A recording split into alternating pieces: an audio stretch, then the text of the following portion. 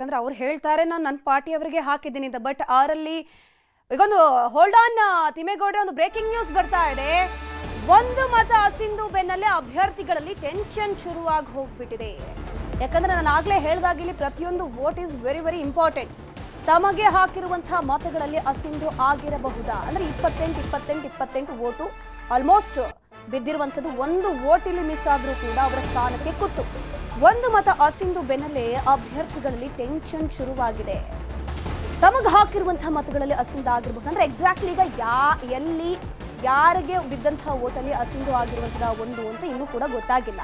So ಹಾಗಾಗಿ Congress, BJP, JDS ಅಭ್ಯರ್ಥಿಗಳಲ್ಲಿ ಚಿಂತೆ, tension ಅಲ್ಲಿದ್ದಾರೆ. ಪ್ರತಿಯೊಬ್ಬರಿಗೂ ಕೂಡ ಟೆನ್ಷನ್ ವಿಚಾರ ಇದು.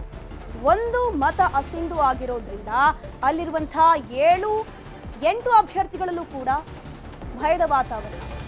7 ಸ್ಥಾನಗಳಿರೋದು, 7 ಸ್ಥಾನಗಳಲ್ಲಿ 7 ಜನರು ಕೂಡ ಗೆಲ್ಲಬೇಕು ಅಂತಂದ್ರೆ ಅಲ್ಲಿ ಎಲ್ರಿಗೂ ಕೂಡ ಸರಿಯಾಗಿರುವಂತಹ ಲೆಕ್ಕದಲ್ಲಿ ವೋಟ್ಗಳು ಬೀಳಬೇಕು. ಮಾತನಾಡ್ತಾ ಹೋಗೋಣ. ತಿಮ್ಮೇಗೌಡರಿದ್ದಾರೆ. ತಿಮ್ಮೇಗೌಡ್ರೆ, ಈಗ ಒಂದು ವೋಟು ಅಸಿಂಧು ಅಂತ ಆಗಿದೆ. ಈಗ ಎಲ್ರಿಗೂ ಕೂಡ ಟೆನ್ಷನ್. ಯಾವ ರೀತಿ ಟೆನ್ಷನ್ ಅನ್ನ ತಂದಿಡಬಹುದು ಇದು ಅಂತ? ಯಾವ ರೀತಿಯಾಗಿ ಅಂದರೆ ಹಿನ್ನಡೆ ಆಗ್ಬೋದು. ಯಾಕಂತ ಹೇಳಿದ್ರೆ ಒಂದು ವಿಧಾನ ಪರಿಷತ್ತನ್ನು ಪ್ರವೇಶ ಮಾಡಬೇಕು ಅನ್ನುವಂಥ ನಿಟ್ಟಲ್ಲಿ ಕಾಂಗ್ರೆಸ್ ನಾಯಕರ ಮನೆ ಬಾಗಿಲಿಗೆ ದುಂಬಾಲು ಬಿದ್ದು ನಾನಾ ರೀತಿಯಾದಂಥ ಪ್ರಯತ್ನವನ್ನು ಪಟ್ಟು ಅಭ್ಯರ್ಥಿಗಳಾಗಿರ್ತಕ್ಕಂಥದ್ದು. ಹೀಗಾಗಿ ಇಂಥ ಒಂದು ಫಲಿತಾಂಶದಲ್ಲಿ ಇನ್ನೇನು ಗೆಲುವನ್ನು ದಡ ಮುಟ್ಟುವಂಥ ಒಂದು ಸಂದರ್ಭದಲ್ಲಿ ಈ ರೀತಿಯಾಗಿ ಏನು ಮತಗಳು ಅಸಿಂಧುಗೊಂಡಂಥ ಸಂದರ್ಭದಲ್ಲಿ ಸಹಜವಾದಂಥ ಒಂದು ಆತಂಕ ಎದುರಾದೇ ಆಗುತ್ತೆ. ನಮ್ಮ ಪಕ್ಷದ ಅಭ್ಯರ್ಥಿಗಳೇ ಈ ರೀತಿಯಾದಂಥ ಒಂದು ಅಸಿಂಧು ಆಗುವಂಥ ನಿಟ್ಟಲ್ಲಿ ಮತವನ್ನು ಚಲಾಯಿಸಿದರ ಅದು ನಮ್ಮ ಪಕ್ಷಕ್ಕೆ ಸೇರಿದ ಅಥವಾ ಬಿಜೆಪಿ ಅಭ್ಯರ್ಥಿಗೆ ಸೇರಿದಂಥದ್ದು ಮತಗಳ ಈ ರೀತಿಯಾದಂಥ ಒಂದು ಕುತೂಹಲಗಳು ಕೂಡ ಇರ್ತಕ್ಕಂಥದ್ದು. ಹೀಗಾಗಿ ಏನೋ ಒಂದು ಮತವು ಕೂಡ ಒಂದೊಂದು ಮತವು ಕೂಡ ಕಳ್ಕೊಂಡ್ರೆ ಅದು ಎಲ್ಲ ಒಂದು ಕಡೆಗೆ ಬೇರೆಯದ್ದೇ ಪರಿಣಾಮ ಬೀರುತ್ತೆ, ಹಿನ್ನಡೆ ಆಗುವಂಥ ಒಂದು ಸಾಧ್ಯತೆಗಳಿದ್ದಾವೆ. ಯಾಕಂತ ಹೇಳಿದ್ರೆ ಕಾಂಗ್ರೆಸ್ನಿಂದ 30 ಮತಗಳನ್ನು ಅಂದರೆ ಒಬ್ಬೊಬ್ಬ ಅಭ್ಯರ್ಥಿಗೆ 30 ಮತಗಳನ್ನು ಹಾಕ್ಸಿರ್ತಕ್ಕಂಥ ಹಿನ್ನೆಲೆಯಲ್ಲಿ ಒಂದು ವೇಳೆ ಏನಾದರೂ ಒಂದೊಂದು ಮತಗಳು ಏನಾದರೂ ಹಿನ್ನಡೆ ಆದರೆ ಅದು ಸಹಜವಾಗಿ ಒಂದು ರೀತಿ ಅಭ್ಯರ್ಥಿಗಳಿಗೆ ಹಿನ್ನಡೆ ಆಗುತ್ತೆ. ಅದು ನನಗೆ ಹಿನ್ನಡೆ ಆಗ್ಬೋದು ಅಥವಾ ಇನ್ನೊಬ್ಬರಿಗೆ ಹಿನ್ನಡೆ ಆಗ್ಬೋದು ಅನ್ನೋಂಥ ಆತಂಕ 4 ಅಭ್ಯರ್ಥಿಗಳಿಗೂ ಕೂಡ ಕಾಡ್ತಾ ಇದೆ. ಇತ್ತ NDA ಪಕ್ಷದ ಅಭ್ಯರ್ಥಿಗಳಿಗೂ ಕೂಡ ನಮಗೇನಾದರೂ ಹಿನ್ನಡೆ ಆಗ್ಬಿಡುತ್ತಾ ಅನ್ನುವಂಥ ನಿಟ್ಟಲ್ಲಿ NDA ಪಕ್ಷದ ಅಭ್ಯರ್ಥಿಗಳಿಗೂ ಕೂಡ ಆತಂಕ ಕಾಡ್ತಾ ಇದೆ. ಸೊ ಹೀಗಾಗಿ ಆತಂಕದಲ್ಲೇ ಮತ ಎಣಿಕೆ ಕೇಂದ್ರದಲ್ಲಿರ್ತಕ್ಕಂಥ ಅಭ್ಯರ್ಥಿಗಳು ಮತ ಎಣಿಕೆಯ ಅಂಶಗಳನ್ನು ಗುರ್ತು ಮಾಡ್ಕೊಳ್ತಾ ಇದ್ದಾರೆ.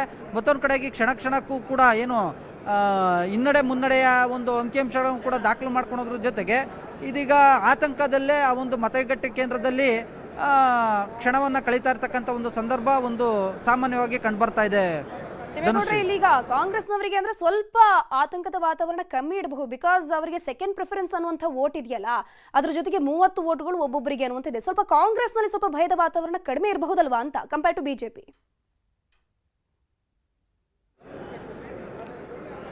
ಕಾಂಗ್ರೆಸ್ನಲ್ಲಿ ಭಯದ ವಾತಾವರಣ ಕಡಿಮೆ ಇದ್ರೂ ಕೂಡ 5ನೇ ಅಭ್ಯರ್ಥಿಗೆ ಸೇರಿದಂಥ ಮತವೇ ಈ ರೀತಿ ತಿರಸ್ಕೃತಗೊಂಡಿದ್ರೆ ಅಸಿಂಧು ಆಗಿದೆ ಅಂದರೆ ಏನು ಮಾಡೋಕ್ಕೆ ಆಗುತ್ತೆ. ಈ ನಿಟ್ಟಲ್ಲಿ ಕಾಂಗ್ರೆಸ್ನ 5ನೇ ಅಭ್ಯರ್ಥಿಗೂ ಕೂಡ ಒಂದು ರೀತಿ ಆತಂಕದ ವಾತಾವರಣ. ಯಾಕಂತ ಹೇಳಿದ್ರೆ DK ಶಿವಕುಮಾರ್ ಅವರು ಏನು ಮುಖ್ಯಮಂತ್ರಿ ಆಗಿದೆ, DK ಶಿವಕುಮಾರ್ ಅವರು ಮುಖ್ಯಮಂತ್ರಿ ಆದಂಥ ಬಳಿಕ ಮೊದಲ ಚುನಾವಣೆ ಇದು. ವಿನಯ್ ಕಾರ್ತಿಕ್ ಅವರು ಏನು ಸಾಮಾನ್ಯ ಕಾರ್ಯಕರ್ತರಲ್ಲ, DK ಶಿವಕುಮಾರ್ ಅವರ ಪರಮಾಪ್ತರು. ಹೀಗಾಗಿ ಅದು ವಿನಯ್ ಕಾರ್ತಿಕ್ ಅವ್ರಿಗೆ ಹಿನ್ನಡೆ ಆದ್ರೆ DK ಶಿವಕುಮಾರ್ ಅವ್ರಿಗೆ ಹಿನ್ನಡೆ ಆದಂತೆ. ಹೀಗಾಗಿ ಒಂದು ವೇಳೆ ವಿನಯ್ ಕಾರ್ತಿಕ್ ಅವ್ರಿಗೆ ಹಿನ್ನಡೆ ಆಗುವಂಥ ಒಂದು ನಿಟ್ಟಲ್ಲೇ ಮತ ಅಸಿಂಧುಗೊಂಡಿದ್ರೆ ಏನು ಮಾಡೋದಪ್ಪ ಅನ್ನುವಂಥ ಒಂದು ಆತಂಕ, ಅಸಮಾಧಾನ, ದುಮ್ಮಾನಗಳು ಅಲ್ಲಿರ್ತಕ್ಕಂಥ ಮತಗಟ್ಟೆ ಕೇಂದ್ರದಲ್ಲಿರ್ತಕ್ಕಂಥ ಕಾಂಗ್ರೆಸ್ ಮುಖಂಡರಿಗೆ ಕಾಡ್ತಾ ಇರ್ತಕ್ಕಂಥದ್ದು. ಅಷ್ಟೇ ಅಲ್ಲ, ಕಾಂಗ್ರೆಸ್ನ ಇತರೆ ಅಭ್ಯರ್ಥಿಗಳಿಗೂ ಕೂಡ ಕಾಡ್ತಾ ಇದ್ದಾವೆ. ಯಾಕಂತ ಹೇಳಿದ್ರೆ BK ಹರಿಪ್ರಸಾದ್, ಮತ್ತೊಂದು ಕಡೆಯಾಗಿ ಮಳವಳ್ಳಿ ಶಿವಣ್ಣ, ಈ ಇಬ್ಬರು ನಾಯಕರು ಕೂಡ ಒಂದು ರೀತಿ ಅವ್ರಿಗೊಂದು ರೀತಿ ವಿಧಾನ ಪರಿಷತ್ ಪ್ರವೇಶ ಮಾಡಬೇಕು ಅನ್ನುವಂಥ ಒಂದು ನಿಟ್ಟಲ್ಲಿ. ಯಾಕಂತ ಹೇಳಿದ್ರೆ BK ಹರಿಪ್ರಸಾದ್ ಅವರು KPCC ಅಧ್ಯಕ್ಷರು. ಮತ್ತು KPCC ಅಧ್ಯಕ್ಷರಾಗಿ ಅವ್ರಿಗೇನಾದರೂ ಹಿನ್ನಡೆ ಆಗ್ಬಿಟ್ರೆ ಅದೊಂದು ರೀತಿ ಪಕ್ಷಕ್ಕೂ ಕೂಡ ಮುಜುಗರ, ಅವ್ರಿಗೂ ಕೂಡ ಎಲ್ಲೊಂದು ಕಡೆಗೆ ಆತಂಕ ಇರ್ಬೋದು. ಮತ್ತೊಂದು ಕಡೆಗೆ ಮಳವಳ್ಳಿ ಶಿವಣ್ಣವರು ಕೂಡ ಸಿದ್ದರಾಮಯ್ಯನವರ ಪರಮಾಪ್ತರು.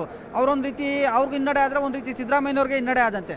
ಹೀಗಾಗಿ ಎಲ್ಲೋ ಒಂದು ಕಡೆಯಾಗಿ 4 ಅಭ್ಯರ್ಥಿಗಳಿಗೂ ಕೂಡ ಅಂದರೆ 5 ಜನ ಅಭ್ಯರ್ಥಿಗಳಿಗೂ ಕೂಡ ಒಂದು ರೀತಿ ಆತಂಕ ಶುರುವಾಗಿದೆ. ಇತ್ತ NDA ಒಕ್ಕೂಟದ ಅಭ್ಯರ್ಥಿಗಳಿಗೂ ಕೂಡ ಒಂದು ರೀತಿ ಆತಂಕ ಶುರುವಾಗಿರ್ತಕ್ಕಂಥದ್ದು. ಯಾಕಂತ ಹೇಳಿದ್ರೆ BY ವಿಜಯೇಂದ್ರ ಅವರ ಪರಮಾಪ್ತರು ರಘು ಕೌಟಿಲ್ಯರ್ ಅವರು. ಮತ್ತೊಂದು ಕಡೆಯಾಗಿ ಲಿಂಗರಾಜ್ ಪಾಟೀಲ್ ಅವರು ಪಕ್ಷದ ನಿಷ್ಠಾವಂತ ಕಾರ್ಯಕರ್ತರು. ಹಾಗಾಗಿ ಒಂದು ರೀತಿ ಪಕ್ಷಕ್ಕೂ ಮುಜುಗರ, ಒಂದು ರೀತಿ ರಘು ಕೌಟಿಲ್ಯರ್ ಆದರೆ ವಿಜಯೇಂದ್ರ ಅವ್ರಿಗೂ ಮುಜುಗರ. ಹೀಗಾಗಿ ಇದೊಂದು ರೀತಿ ಎಲ್ಲ ಏನು ಉಭಯ ಪಕ್ಷಗಳ ನಾಯಕರ ಒಂದು ಪ್ರತಿಷ್ಠೆ, ಮತ್ತೊಂದು ಕಡೆಯಾಗಿ ತಮ್ಮ ವರ್ಚಸ್ಸಿಗೆ ಧಕ್ಕೆ ಆಗುವಂಥ